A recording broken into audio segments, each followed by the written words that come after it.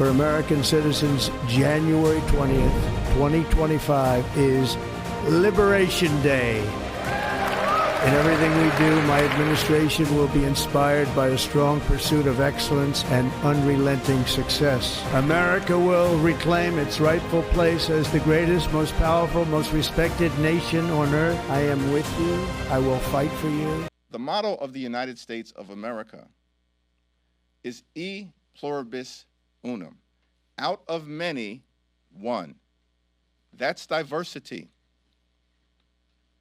The 14th Amendment to the United States Constitution, one of the most important amendments in our country, provides equal protection under the law. That's equity.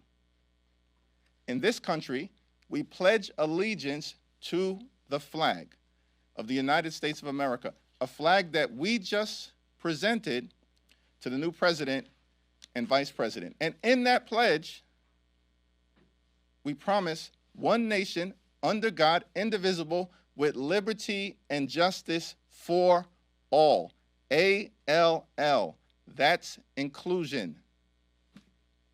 Not complicated. Diversity, equity, and inclusion are American values.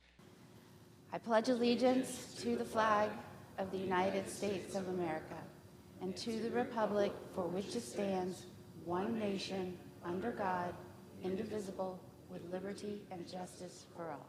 Just this week, 2 days after we celebrated the life and legacy of Dr. Martin Luther King, President Trump rolled back diversity, equity, and inclusion, and equal employment opportunities that President Johnson put in place nearly 60 years ago. That has been a tremendous setback. Not only that, he issued a voluminous number of executive orders, pretty much trying to take people back from whence they have come. It was a busy week for the president, and the debate on all of these executive orders has just begun. This week has been one of the best weeks that I've had in my whole time in Congress, because Donald J. Trump is officially back in the White House as the 47th President of the United States of America, and he is full speed ahead, taking no prisoners, signing dozens of executive orders to return common sense back to America, setting out his agenda, his America First agenda. 3,400 homes have been rebuilt out of the 18,000 lost. And there's 400 more in the wings. And so FEMA was very helpful. Now my colleague who has Altadena here, probably a very similar situation. Clearing the lots, they're probably gonna have to clear about a foot worth of soil underneath those foundations to get the toxicity out. So they'll need a lot of help. Those are working class folks in Altadena. And we did a good job with you and people. FEMA. After 15 months too many, Romy, Emily, Doron, and God willing, 30 others will return home, and then the remaining 70. We must see this bilateral ceasefire through. We must ensure all hostages return home. God bless the people of Israel. God bless the hostages, living and dead. May they all come home soon. My father was born in Guerrero, Mexico. He became a legal resident. Took him a long time. Then he became a naturalized citizen, and he came in. Took him a long time, and he followed the law. So, my thing is, if somebody follows the process and they're here, don't break the law, we support them. But if somebody is coming here and has broken the law, then I think that's definitely a different situation that we're looking at. Because I am walking in right now to go confirm Kristi Noem as the next Secretary of Homeland Security. I'm really excited she's taking on that role. I am ecstatic for new leadership in Homeland Security and what she is going to do. I, Pete Hegseth. Do solemnly swear.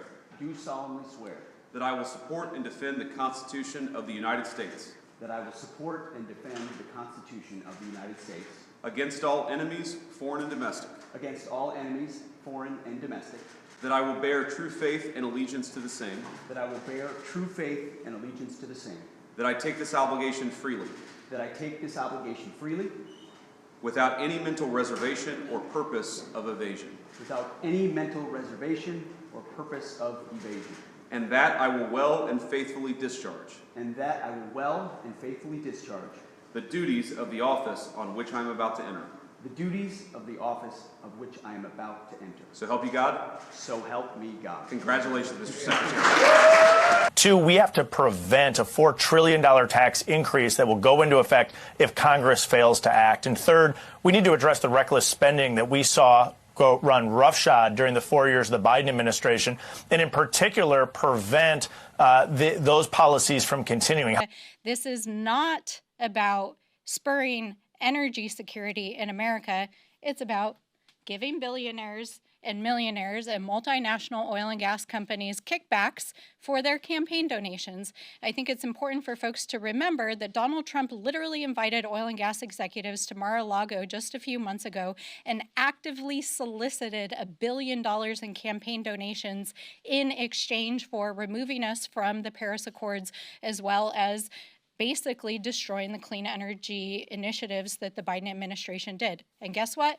Donald Trump delivered on day one. The two social media posts that you put out there, let's start with the working families. You have your own proposal of new legislation.